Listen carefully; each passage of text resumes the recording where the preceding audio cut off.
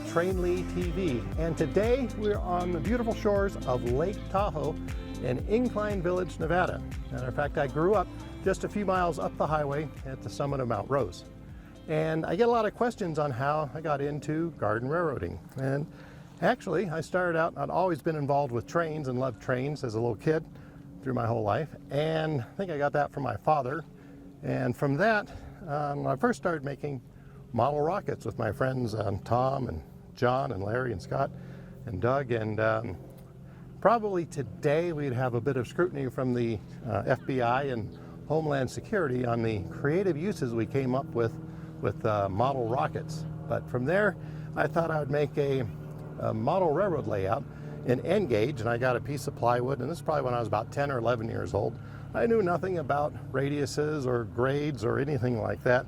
All I knew is I had some track and this two-part resin that you could mix together and made this foam, and then you carve them into mountains. And that basically turned into a major disaster. But then a few years later, I was in the local hobby store, and for those of you that are younger, these were wonderful stores that used to exist all over the place that had lots of hobbies, from trains to boats to planes and all sorts of things that you could really let your imagination run wild with. And there was a remote control boat section of the hobby store, and they had some boat kits there, and one of them was this Dumas model boat called the Dauntless, and I thought that was really cool. So I asked my mom and dad for that as a Christmas present, and so in December 25th, 1978, I got this model boat as a Christmas present, and I started building it. I knew nothing about how to build a model, but I just started building it and started to learn about fiberglass and resins, and that was a big mess and a time-consuming deal. There was no internet to Google and look things up, so a lot of times this boat sat several months or even a year or two at a time on the garage shelf until I figured out how to do the next step. But over the years, I completed it and started running it, and we lived here at Lake Tahoe and up at Incline Lake, and believe it or not, I would fish with this boat. I'd put a fishing rod on the back end of it and troll around the lake, and we caught lots and lots of fish with this. I used to joke that I could go ahead and cast this boat wherever I wanted to and catch the fish, and we caught lots of fish with it. So whether you are in model railroading or rocketing or whatever, starting out, I've noticed talking with other people in the hobby that they are involved in lots of times other hobbies as well, or transition from smaller gauges to larger gauges, or from RC boats or planes to trains, or vice versa. So it doesn't matter really where you start, it's what you find your passion at, what you're creative at, and you don't have to be good. Don't let it intimidate you to get started in model making and trains and planes and boats. That sounds almost like a good theme for a movie. So anyway, this is just a short segment on the model boat that I built a long time ago. All right, this is the inside of the boat, and we can start in the back here. We have the rudders, our servo, and we have our little emergency water pump in case we get a leak, and the little sensors right there. Then we have an extra battery just for ballast. We have our speaker, our twin motors, our sound modules right here, and a little on and off here. Our little voltage meter, and gives us how much power the boat's taking and how much left on the battery. And then this is a nice little unit from Harbor Models. It's a power distribution panel.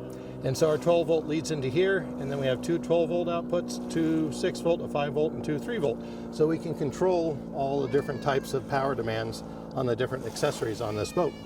So we're going to put this together. We have lights throughout the boat now, and so that pops in right here. We plug the lights in, and they're all labeled. And the lights come on and off via the remote control. And now we'll put the main cabin on, and this has cabin lights and running lights. And this is a red LED in case the little emergency water pump kicks on. We know that we have a leak. Main cabin.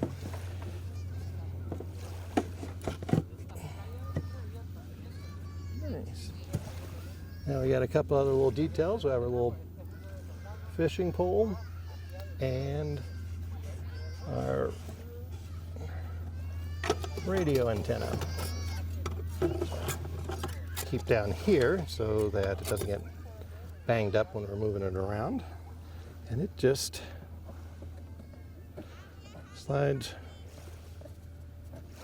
right on there. So now this is good. Now we'll make sure that we have forward, backwards, rudders work. Sound system comes on. We have our horn. And for some reason we have our laughing guy. And let's see. Our searchlight comes on and our running lights come on. So everything's working good.